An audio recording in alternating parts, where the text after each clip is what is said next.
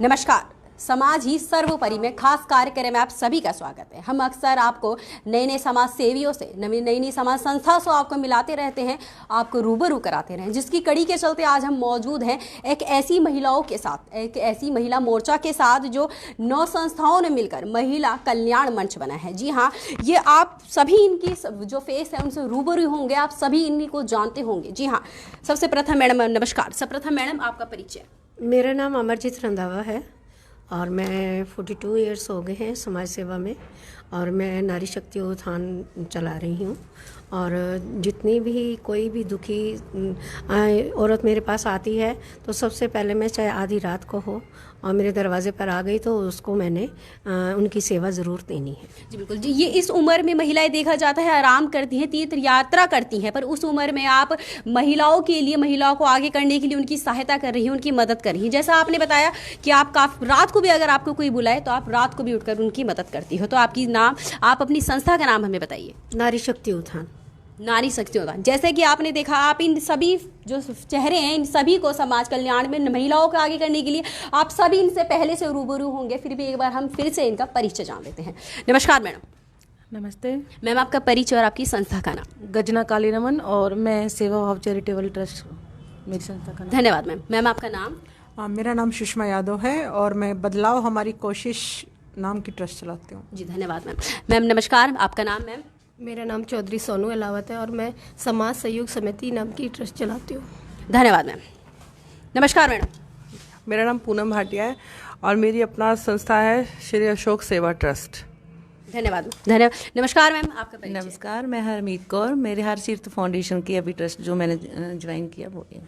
धन्यवाद मैम। नमस्कार मैम, आपका परिचय मैम। मेरा नाम शैली बब्बर है और मेरी संस्था का नाम है दिव्य ज्योति जनसेवा ट्रस्ट। धन्यवाद मैम। नमस्कार मैम, आपका परिचय। मेरा नाम कुसुम शर्मा है। जितनी भी संस्था में सब मैं जुड़ी हुई हूँ, सबके साथ जुड़ के मैं चलती हूँ।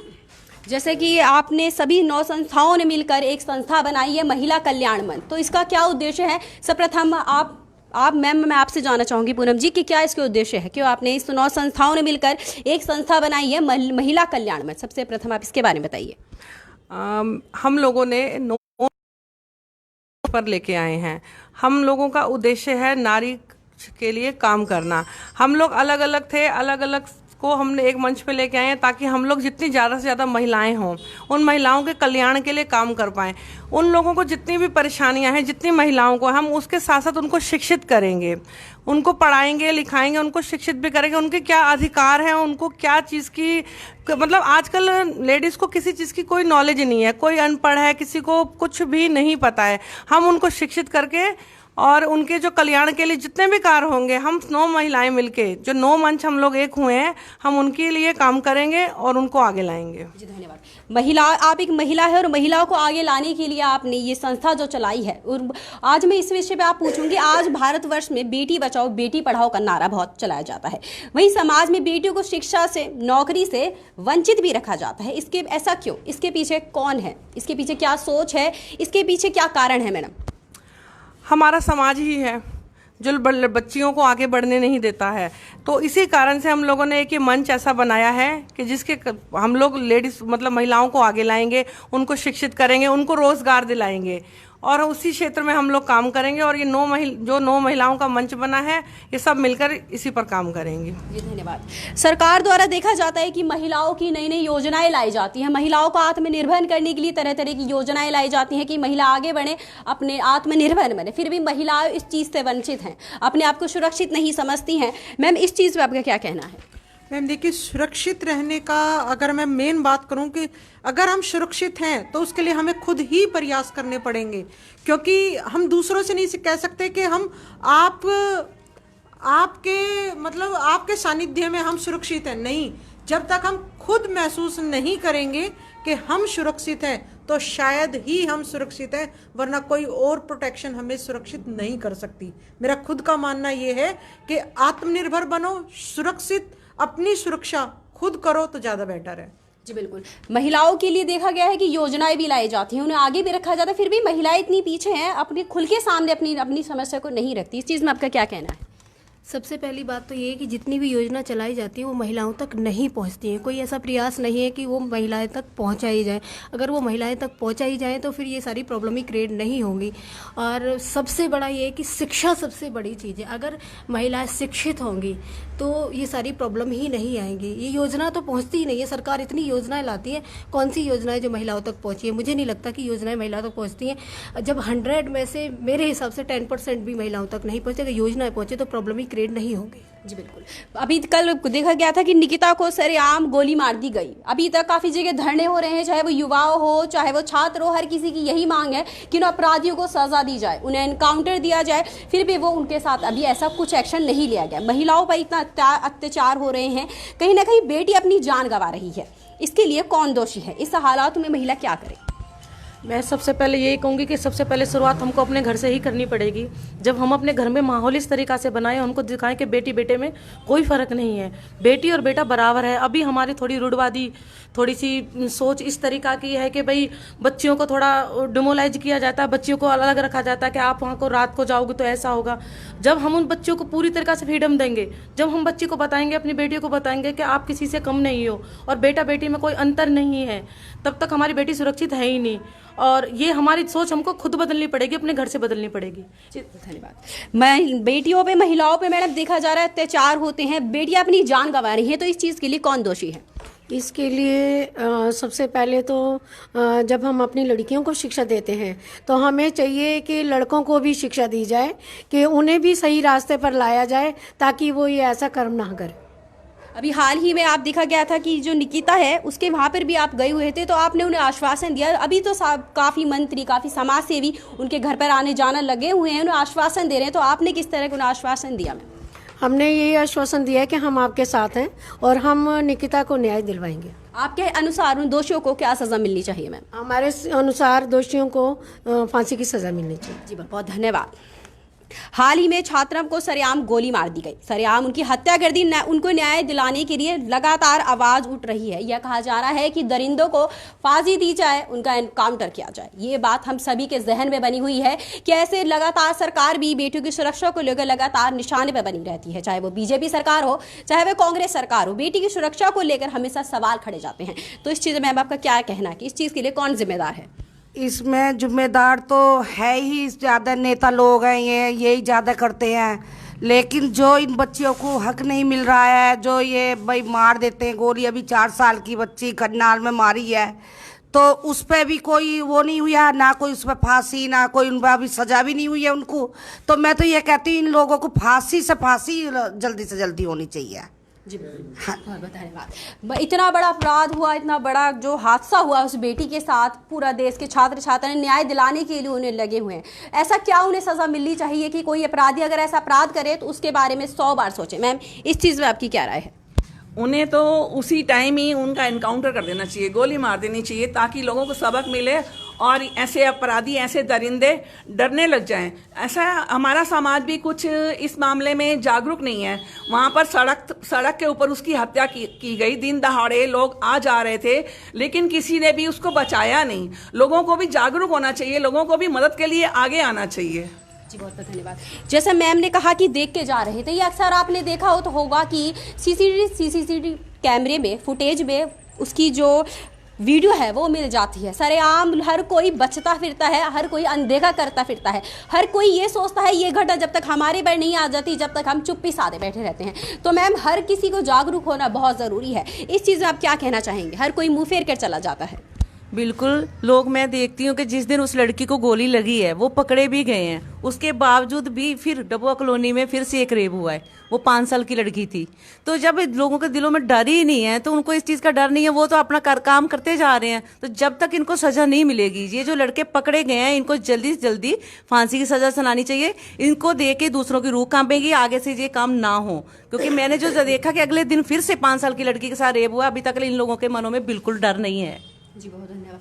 आपकी जो संस्था है वो किस तरह के कार्य करती है? किस तरह उन बेटियों के लिए बचाने के लिए आगे जाती है? किस तरह उनके लिए हर समय उपलब्ध रहती है? मैडम इस चीज़ में आप क्या कहना चाहेंगे? हमारी संस्थाएं जो हैं वो हर पहलू पे काम करती हैं। हम बेटियों के लिए भी करती हैं, महिलाओं को शिक्षित करने के लिए भी करती हैं।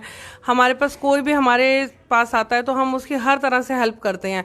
बाकी आगे हम लोग ऐसे कुछ करने जा रहे हैं जो हम प्लान कर रहे हैं कि आगे चल के हम बेटियों को शिक्षित करें। जैसे मैडम ने बताया है कि हम लोगों के पास कानून ऐसा नहीं है, तो हम लोग सरकार से ये मांग करते हैं कि कोई ऐसा कानून बनाया जाए कि जैसे ही इस तरह का कोई भी काम होता है, अगर उनको कड़ी से कड़ी सजा दी जाएगी तो आगे चलकर ऐसा कोई करने की नहीं सोचेगा। आज हम एक केस से नहीं निपटते हैं, दूसरा केस हमारे सामने आया होता है कि आज इस बच्ची के साथ रेप हुआ है, कल उस बच्ची के साथ रेप हुआ है, छोटी बच्ची हैं, बड़े हैं, कोई भी है, लेकिन ये चीज़ नहीं रुक रही है। इसको रुकने के लिए सबको एक साथ होकर एक मंच पर आना पड़ेगा और इकट्ठी आवाज़ उठानी पड़ेगी, तभी सरकार भी जागेगी, प्रशासन भी जागेगा, पुलिस भी जागेगी। पुलिस कहती है कि हम अपना काम कर रहे हैं, अगर वो अपना काम सही से कर रहे होते तो इस तरह की घटना नहीं होती। कहते हैं कि भाई अग्रवाल कॉलेज के बाहर हमारी जिप्सी हमेशा खड़ी रहती है। अगर अग्रवाल कॉलेज के बाहर जिप्सी हमेशा खड़ी रहती है तो ये हुआ ही क्यों? इतना बड़ा कांड हो गया, जिप्सी वहाँ खड़ी होने के बावजूद कांड हुआ। वो कहते हैं एक जिप्सी हम और लगाएंगे। जब एक जिप्सी खड़ी है उससे नहीं रुका, आप दूसरी भी लगाएंगे तो कोई फायदा नहीं है। तो इसमें कानून को सख्त से सख्त कदम उठाना पड़ेगा और हमारी प्रशासन से यही अपील है कि वो कड़े से कड़े प्रावधान लाएं जिसकी वजह से ये काम रुकें और बच्चियों को आगे से ऐसा कुछ भी ना सहन करना पड़े। हम लोगों को कहा जाता है कि अपनी बच्चियों को समझाओ, हम बच्चियों को एक तरफ से कहते हैं शिक्षित करो। अगर हम शिक्षा के लिए बच्ची बाहर गई थी, कॉलेज में बच्ची एग्जाम देने गई है, शिक्षा के लिए बाहर गई है और बच्ची के साथ ऐसा काम हो गया, तो उसके बावजूद हम किसको बोलें कि बच्चों को शिक्षा के लिए ही बाहर भेजा जाता है कि जाइए शिक्षा की, तो पढ़ने के लिए ही। लव जिहाद का मामला बता रहे हैं, चाहे लड़का पाकिस्तान, चाहे लड़का जैसे भी है, चाहे लड़की किसी भी जाति की है, लेकिन कहीं भी कोई भी सुरक्षित नहीं है। तो इसके लिए कड़े से कड़े हम लोग सरकार से मांग करते हैं कि कड़े से कड़े इसके लिए प्रावधान लाए जाएं ताकि आगे से कोई भी ऐसा करने की ना सोचे। जी मैम, आपने बताया कि पुलिस ये कह रही है कि जिप्सी हमेशा खड़ी रहती है। बात करें महिला हेल्पलाइन नंबर 1091 की, आपने भी कभी कॉल करी होगी, तो आपसे ये कहा जाता है, हमसे ये कहा जाता है कि आप पीड़िता को वहीं पे आकर थाने, वहीं पर जाकर वो बयान दे। हम महिलाएं जो पुलिस है वो आपके पास नहीं आएंगी, अगर वो भेजेंगी तो पुरुष पुलिस को भेजेंगी और पुरुष पुलिस आके ये कहते हैं कि महिला का बयान हम नहीं ले सकते। तो ऐसी भागा दौड़ी में जो पीड़ित है, जो बेचारी सही महिला है, सही लड़की है, उसे इतने दर दर के चक्कर काटने पड़ते हैं और मुश्किल, और अंत में आकर वह हार कर घर ही बैठ जाती है और जो अपराधी है उन्हें हवा मिल जाती है कि हमारा कुछ नहीं बिगाड़ा गया। तो इस चीज़ में मैडम आपकी क्या राय है, आप क्या कहना चाहेंगे पुलिस प्रशासन के लिए? मैं जैसे आपको बताया कि पुलिस प्रशासन के लिए ही बोला, मतलब आपको बताया है कि हम लोग 1091 100 नंबर पे कभी भी कॉल करते हैं। अभी पीछे भी हमारे पास कोई ये केस आया था, हम 100 नंबर पे कॉल करते रहे हैं, वो कॉल नहीं उठी है। पूरी 2 घंटे हम लोग लगे रहे हैं, कॉल नहीं उठी है। थक हार के हम ही लोग उन लोगों को महिला थाने लेके जाते हैं। रात को काउंसलिंग होती है, रात को 3-3 4-4 बज जाते हैं, वो हम लोगों को छुट्टी नहीं देते हैं। हम लोग 3-3 4-4 बजे तक वहाँ बैठे रहते हैं। वहाँ जाते हैं, उसके बावजूद वो ये भी कहते हैं कि आप इनको छोड़ जाओ और आप जाओ। हम लोग अगर वहाँ से आ जाते हैं, वो हमारे पास आती है मदद के लिए, हम उस मदद के लिए उनको लेके जाते हैं। वहाँ पर हमें ये बोला जाता है कि मैडम आप इनको छोड़ दो, आप चले जाओ। वो लड़की पढ़ी लिखी नहीं है, उनको नहीं पता, अनपढ़ गवार लड़कियां हैं, उनसे क्या साइन करवा लेते हैं, क्या कुछ लिखवाते हैं। अगर हम पूछते हैं तो हमें ये कहा जाता है कि आप लोगों को अंदर आना मना है। वो हमें अंदर नहीं आने देते, हमें पूछते नहीं है, हमसे कुछ कहा नहीं जाता। हमारे पास एक केस ऐसा ही चल रहा है, जो लड़की बिल्कुल ही अनपढ़ है, उस लड़की को पढ़ना लिखना तक नहीं आता है, उस लड़की के बयान लेके उस पर साइन करवाए गए हैं। हमने जब वो पढ़ा तो वो एप्लीकेशन बिल्कुल गलत थी, हमने उसको ठीक कराई गई है। तो इसमें प्रशासन को, मतलब पुलिस वाले हमारी हेल्प, ऐसा नहीं है कि पुलिस वाले हमारी हेल्प नहीं करते हैं, वो हमारी हेल्प भी बहुत करते हैं, सुनते भी हैं। लेकिन जहां एक अनपढ़ लड़की जाती है, जिसको पढ़ना लिखना नहीं आता है, उससे साइन कराए जाते हैं बिना पढ़े हुए, और अगर कोई उसकी मदद के लिए उसके साथ जाता है, उसको बोलते हैं कि आप बाहर रुकिए। तो इस चीज़ में हम लोग तो कड़ी निंदा करते हैं। हम लोग सारी महिलाएं अब इसीलिए एक हुई हैं कि हम लोगों के पास कोई भी केस आएगा हम मिलकर सॉल्व करेंगे। हम एक दो लेडीज जाती हैं, पुलिस वाली कहती है बाहर बैठ जाओ, हमारे अंदर हिम्मत नहीं होती, हम जाके बाहर बैठ जाती हैं। अंदर क्या हो रहा है, लड़की के साथ क्या बयान लिए जा रहे हैं, क्या कहा जा रहा है, किसी को कुछ नहीं पता। उनको दबाया जाता है कि बेटा ऐसे नहीं तो ऐसे बोल दे, तूने घर बसाना है। एक लड़की कहती है मैंने घर नहीं जाना, पति मुझे मारता है, पीटता है, मैंने शराब पीता है, मुझे ऊपर बहुत अत्याचार करता है। मैडम फिर भी कहती है जी नहीं, तूने तो अपने घर जाना है, तूने अपना घर बसाना है। उनको वो सिचुएशन नहीं पता, वो सिचुएशन हमने देखी होती है, हम साथ जाते हैं, हमसे कुछ पूछा नहीं जाता, उल्टा हम पे इल्जाम लगाए जाते हैं। तो हम लोग यही है कि पुलिस प्रशासन, सरकार से हम यही मांग करते हैं कि जब तक कोई भी कड़ा कानून नहीं आएगा, ये चीज़ें ऐसे ही चलती रहेंगी। आज हम 4 दिन बोलेंगे, 4 दिन बाद हम भी शांत हो जाएंगे। रोज हम भी कैंडल लेके निकलेंगे। हमारे को फेसबुक पे मैसेजेस आते हैं कि मैडम आज तो आपने बोल दिया, कल आप चुप हो गई हैं, आप फिर भूल गई, फिर नया केस आ जाता है, हम उसमें लग जाते हैं। वो उनकी बात ठीक है कि भाई 4 दिन का ही हल्ला होता है, सब बंदे 4 दिन तक ही बोलते हैं, 5 दिन बोल लेंगे, 6 दिन बोल लेंगे, उसके बाद सब भूल जाते हैं, नया कांड आ जाता है, हम लोग फिर नए उसमें लग जाते हैं। तो हम लोग हम सिर्फ 9 महिलाओं ने ही तो ये जो मंच बनाया है, मैं बाकी लोगों से भी ये कहती हूँ कि सबको मिलकर एक होना पड़ेगा। अगर कहीं पे कुछ होता है, हमें ऑन द स्पॉट ही, अगर वो पकड़ा, जैसे अब इस केस में, निकिता के केस में लड़के पकड़े गए हैं, जैसे वो दोनों के दोनों पकड़े गए, उन्होंने अपना जुर्म कबूल लिया, तो किस चीज़ का वेट हो रहा है। बाहर भी क्या कहते हैं, बाहर भी जैसे कहीं भी मैंने देखा है कि मतलब काफ़ी अच्छे कड़े कानून हैं। हमारे इंडिया में ऐसा कानून क्यों नहीं है कि कड़ी से कड़ी सज़ा साथ के साथ उनको दी जाए। अब उन लोगों को रखेंगे, फिर मतलब उनके साथ उनका बयान होंगे, कुछ भी होगा, फिर वो छूट जाएंगे, किसी पॉलिटिकल पार्टी का दबाव होगा, किसी का दबाव होगा, पेरेंट्स पैसा खिलाएगा, कुछ भी करेगा, उनकी सज़ा में इतना टाइम लग जाएगा कि सारा समाज ही भूल जाएगा कि ये केस हुआ था। तो इस चीज़ को रोकने के लिए हम लोगों ने महिला कल्याण मंच बनाया है, लेकिन हमारी 9 महिलाओं से ही कुछ नहीं होगा, सब लोगों को आगे आना होगा, मिलके काम करना होगा। और हम ये नहीं देख रहे हैं कि हम पॉलिटिकल पार्टी, मैं कांग्रेस से हूँ, मैं बीजेपी से हूँ, मैं आप से हूँ, हमें इससे कोई मतलब नहीं।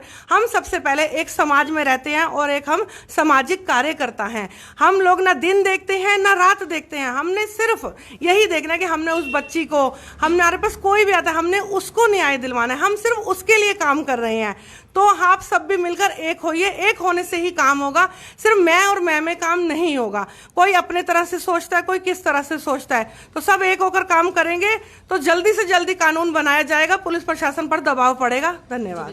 पूनम जी ने सच्ची बात कही पर बहुत कड़वी बात कही, पर एकदम उन्होंने सही कही। गजना जी, अभी हाल ही में देखा गया था कि आपने किसी लड़की की मदद करी और जब तक फोन हुआ इतनी चीजें सामने आई, उसको बुलाओ, पीड़िता को पुलिस थाने लेके आओ, सब मामला रफा दफा हो गया। तो उस चीज में आपका क्या कहना है, कहाँ चीज तक वो ठीक रही, कितनी गलत उस लड़की के साथ हुआ?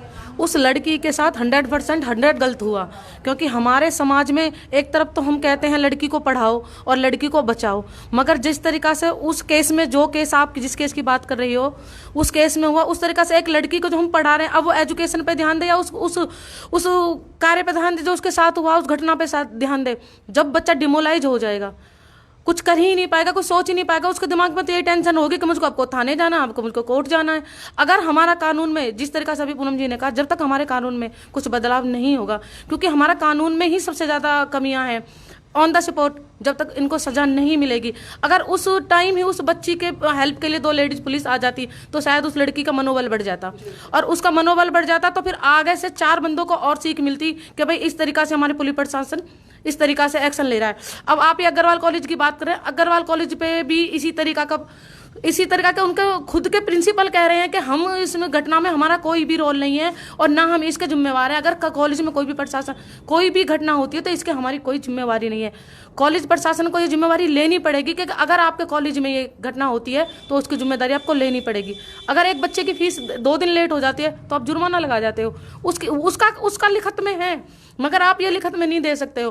पुलिस प्रशासन हमारा बिका हुआ है, एक तरीका से बिल्कुल बिका हुआ है। इन बच्चों के साथ रात को 1:30 बजे इनका टेंट, जो बच्चे वहाँ पे धरने पे बैठे हुए थे, मैं उनके साथ पूरे दिन थी, रात को 1:30 बजे उन बच्चों का टेंट उखाड़ दिया जाता है पुलिस की वजह से। एक तरफ पुलिस कह रही है हम आपके साथ हैं, दूसरी तरफ पुलिस उनको डिमोलाइज कर रही है, उनको टॉर्चर कर रही है, उनको कह रहे हैं हम आप एक पुलिस वाला तो यही कह रहा था कि यही भला मानो जी हमने आप पे केस नहीं लगाया। हमने बोला सर आप किस चीज़ का केस लगाओगे, हम ना तो रास्ता रोक रहे हैं, ना हम किसी सरकारी चीज़ को, संपत्ति को नुकसान पहुंच रहे हैं, हम तो शांतिपूर्वक बैठ के धरना दे रहे हैं। तो जब तक हमारे पर उसमें कानून में बदलाव नहीं होगा, जब तक ऐसे दुराचारियों को ऐसे अब एक तरीका से चलो मैं मानती हूँ कि उनका वो पकड़ लिए गए, मगर उनको तो प्रोटेक्शन मिल गई, वो तो सेफ हैं। अब उनका 2-4 साल केस चलेगा, उसके बाद क्या होना, वो अपने घर जमानत पे आ जाएंगे। क्या गया, जिसकी लड़की गई उसकी लड़की गई। एक बेटी गई हमारे बीच में से, एक वो लड़की SSC की तैयारी कर रही थी, बहुत अच्छी इंटेलिजेंट लड़की थी, 12th में उसके 95% नंबर आए थे। जिस बच्ची के 95% नंबर आ रहे हैं, जो पढ़ने में इतनी इंटेलिजेंट है, उनको लास्ट स्टेज पे आकर ऐसे आवारा और ऐसे अपराधी को गोली मिल जाती है, क्योंकि उनको पीछे से सह मिल रही है। अगर हमारे देश में 1 या 2 केस भी ऐसे आ जाए, ऑन द स्पॉट स्पॉट उनको फांसी लगा दी जाए, ऑन द स्पॉट उनको गोली मार दी जाए, तो शायद अपराधियों में थोड़ा सा डर बैठे। मगर हमारे यहाँ बिल्कुल भी डर नहीं है अपराधियों में। एक नारा तो है बेटी बचाओ बेटी पढ़ाओ, मगर इसमें अमल बिल्कुल भी नहीं हो रहा है, ना बेटियों के लिए कुछ हो रहा है। जी बिल्कुल, हमेशा सरकार बेटियों की सुरक्षा को लेकर निशाने पर बनी रहती है। मैडम, आप कोई एक समाज सेवी है, आप लड़कियों को न्याय दिलाती है, उनके लिए धरातल पर उनकी मदद करती है, लेकिन आप अपनी सुरक्षा के लिए खुद अपने पास गन रखती है, इसकी क्या वजह है? मैम देखिए, मेरा गन रखने का मेन पॉइंट यही था, अगर हमारे कानून में है कि एक जेंट्स गन लेके डोलता है, उसको किस चीज की सुरक्षा चाहिए भाई? क्या हम कहते हैं ना कि भाई स्त्री कमजोर है, फिर जेंट्स को गन हर टाइम टाक के चलना है, तो उसको किस चीज का डर है? अगर डर की बात करें तो हमारे समाज में एक लेडीज को भी उतना ही अधिकार है कि वो गन रख सके। मैंने अपनी गन अपनी सुरक्षा के लिए ली थी कि जब एक जेंट्स को सुरक्षा की चाहिए तो मैं भी एक हथियार उठा के चल सकूं, मैं भी किसी का मुकाबला कर सकूं। अगर मुझे कोई प्रोटेक्शन की ही बात करें, अगर मैं किसी और के मोहताज क्यों रहूं कि हाँ मेरे साथ कोई बात होगी तो कोई मुझे आके बचाएगा, पुलिस बचाएगी या कोई और, मैं इतनी काबिल बनूं कि मैं खुद गन का इस्तेमाल कर सकूं। और यही कारण था जब सीपी साहब ने मेरे से पूछा था, हनीफ कुरैशी जी ने, कि मैम आपको गन क्यों चाहिए, आप तो लेडीज हो, आप घर में रहते हो, मगर सर एक बात बताइए, एक जेंट्स को गन क्यों चाहिए होती है? उन्होंने मेरे को जवाब दिया कि जेंट्स को अपनी सुरक्षा के लिए। मगर सर फिर तो लेडीज को ज्यादा सुरक्षा के लिए चाहिए। मेरा मानना है अपना बचाव जहां तक हो सके खुद करो, अपनी सेफ्टी अपने हाथ। हो सकता है मैं किसी और को बोलूं या मैं पुलिस को ही बुलाऊं, उनको आने में ही कम से कम 5-10 मिनट का टाइम लगता है। उस 5-10 मिनट में हो सकता है मेरी डेथ ही हो जाए, या जैसे अब निकिता के साथ हुआ, अगर किसी और कोई और मदद करने आता भी, उससे पहले वो गोली चल चुकी थी।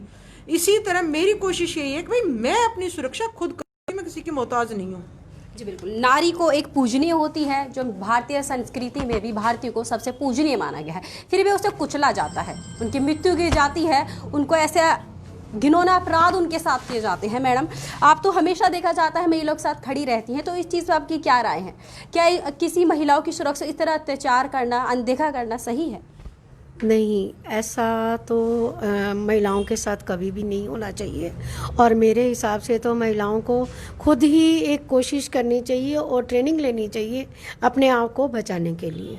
जी बिल्कुल, बहुत बहुत धन्यवाद। जैसे इन्होंने बताया कि महिलाओं को खुद ही आत्मनिर्भर होना चाहिए, उन्हें बताना चाहिए कि अपनी सुरक्षा किसी के और के मोहताज ना रहे, अपनी सुरक्षा खुद धरातल पर खुद करे।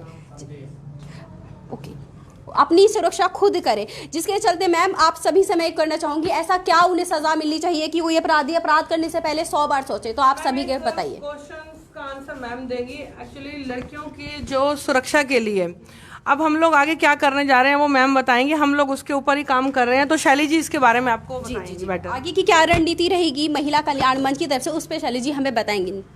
मैं ये कहना चाहती हूँ कि स्कूलों में भी और हर जगह पर समाज में भी लड़कियों को सेल्फ डिफेंस की ट्रेनिंग देनी चाहिए ताकि वो अपनी सुरक्षा खुद कर सकें। और इसी बारे में हम लोग प्लान बना रहे हैं, बहुत जल्दी एक सेंटर बनाया जाएगा जिसमें लड़कियों को सेल्फ डिफेंस की ट्रेनिंग दी जाएगी, उन्हें जूडो कराटे वगैरह सिखाया जाएगा, और बहुत जल्दी ये मैं करना चाह रही हूँ, सेंटर बना रही हूँ। जी बहुत है। अब हमारी महिलाओं के हमारी देश की महिलाओं के लिए, नारी के लिए क्या संदेश है आप सभी का? मैम महिलाओं को खुद ही आगे आना होगा। अगर हम लोग कहें कि भाई हम लोग उनको क्या संदेश दें, वो खुद में जब वो घर चला सकती हैं, सब कुछ बच्चे पैदा करके बच्चे बड़े कर सकती हैं, सब कुछ कर सकती हैं, तो वो अपनी रक्षा भी खुद कर सकती हैं। उन लोगों को बोला जाता है कि घर से बाहर नहीं निकलना, क्यों नहीं निकलना? वो अगर जब तक खुद से विरोध नहीं करेंगी, औरत कहीं भी सुरक्षित नहीं होगी। जैसे कि सुषमा जी ने बताया कि वो गन रखती हैं, जी कईयों ने बोला जी आप गन क्यों रखते, क्यों, हमें क्या गन की ज़रूरत नहीं है? अब तो मैं चाहती हूँ कि महिलाओं को इतना आगे आना चाहिए कि हर महिला को अपने पास गन रखें, ऑन द स्पॉट कोई उनको कुछ भी कहे वो उनको वहीं पर ही मुंह तोड़ जवाब दें। जब तक लेडीज खुद के लिए नहीं खड़ी होगी, कोई भी लेडीज के लिए नहीं खड़ा होगा।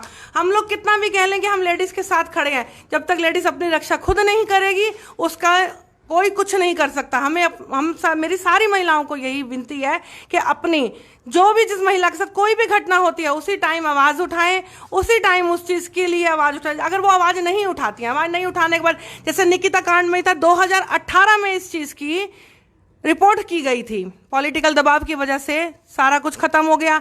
लड़की ने अपनी एप्लीकेशन वापस ले ली। 2018 में ही अगर उस लड़के को सजा दी गई होती तो आज 2020 में हम लोग निकिता को जिंदा देखते। ये चीज़ हम लोग नहीं देख रहे होते। तो इसमें कसूर चाहे उनके घर वालों का लगा लो, चाहे लड़की का लगा लो, चाहे किसी का भी लगा लो, तो अपने लिए स्वयं आवाज़ उठानी है। हर नारी को, हर लड़की को, हर बच्ची को अपने लिए खुद ही खड़ा होना है। मेरी सभी से यही विनती है कि आप अपने लिए खुद सेल्फ डिफेंस के लिए खुद से ही खड़े हों, कोई आपके लिए नहीं खड़ा होगा। जैसे आपने देखा महिलाओं की सुरक्षा के ऊपर हमने आपसे बात करी। समाज ही सर्वोपरि में हम आपको नए नए समाज सेवियों से, नए नए समाज संस्थाओं से हम आपको मिलाते रहते हैं। इसी कड़ी के साथ अगली बार हम मिलेंगे किसी और समाज सेवी के साथ। ऐसी न्यूज़ के साथ हमारे साथ बने रहिए। नमस्कार।